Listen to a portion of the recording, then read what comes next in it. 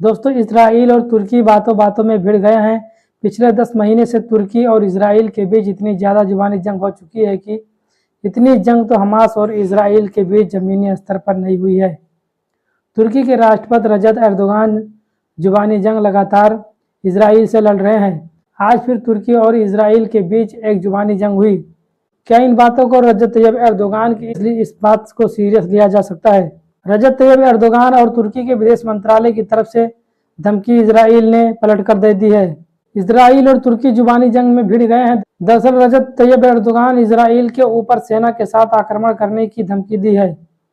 रजब ने कहा है कि जिस तरह से तुर्की की सेना ने लीबिया और काराबाग में कार्रवाई की थी, उसी तरह से हम इजराइल के साथ भी कर सकते हैं। काराबाग में भी तुर्की ने अपनी सेना को भेजने की बात कही थी। हालांकि ये कन्फर्म नहीं हुआ था कि तुर्की ने अपनी सेना भेजी है या नहीं भेजी है, लेकिन 2020 में लीबिया में तो उतार दी थी सेना। उसी तरह से इजराइल में भी अपनी सेना भेजने की बात रजब तैयब एर्दोगान इजराइल से कही है। क्या कुछ कहा है, पूरा स्टेटमेंट आपको दिखाता हूं। उसके बाद इजराइल ने सद्दाम हुसैन जैसा हासिल करने की बात रजब तैयब एर्दोगान से कही है। तुर्की के राष्ट्रपति रजब ने कहा है कि उनका देश फिलिस्तीनियों की मदद के लिए लीबिया और नागौर की तरह इजराइल में प्रवेश कर सकता है। हमें बहुत मजबूत होना चाहिए ताकि इजराइल फिलिस्तीनियों के साथ हत्यास्पद चीजें न कर सके। जैसे हमने काराबाग में प्रवेश किया, जैसे हमने लीबिया में प्रवेश किया, हम उनके जैसा ही कर सकते हैं।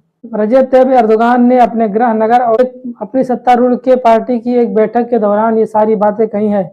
एर्दोगान ने बैठक में कहा है कि कोई ऐसा कारण नहीं है कि हम ऐसा नहीं कर सकते हैं। हमें मजबूत होना चाहिए ताकि हम ये कदम उठा सके। रजब ने इसराइल को कुछ इस तरह की धमकी दी है। इसके बाद तुर्की ने विदेश मंत्रालय को भी एक बयान इसराइल को लेकर आता है। तुर्की के विदेश मंत्रालय की तरफ से कहा गया है कि जिस तरह नरसंहार हिटलर का अंत हुआ, उसी तरह नरसंहार नेतन्याहू का भी अंत होगा। जिन लोगों ने फिलिस्तीनियों को खत्म करने की कोशिश की, उन्हें नरसंहार नाजियों की तरह ही जवाबदेह ठहराया जाएगा। मानवता फिलिस्तीनियों के साथ खड़ी रहेगी। आप फिलिस्तीनियों को खत्म नहीं कर पाएंगे। यह बयान तुर्की के विदेश मंत्रालय की तरफ से आया है।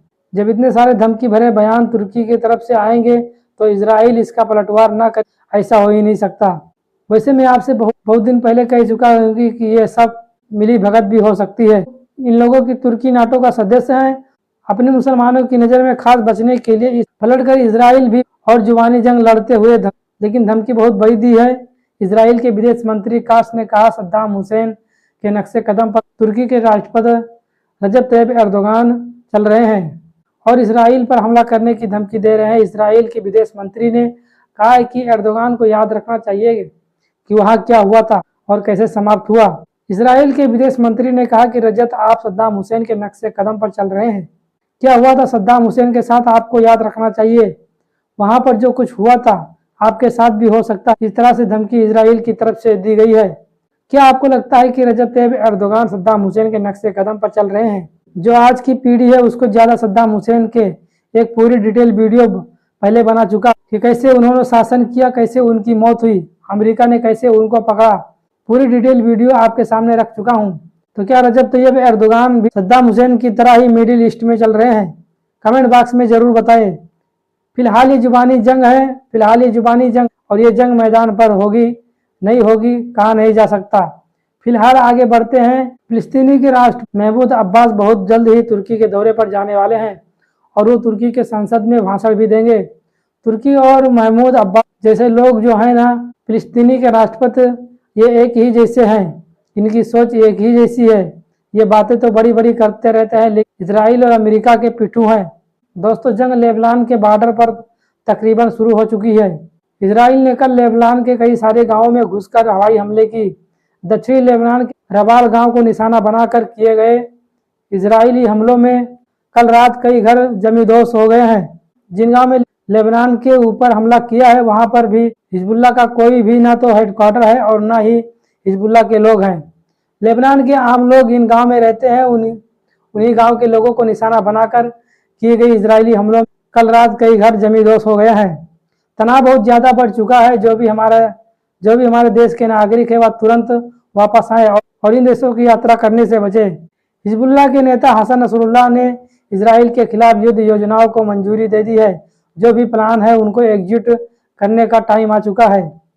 अब इस बात की मंजूरी दे दी गई है कि कहा गया है कि तकरीबन 5 लाख इराकी मलेशियाई बलों को तैनात करना होगा।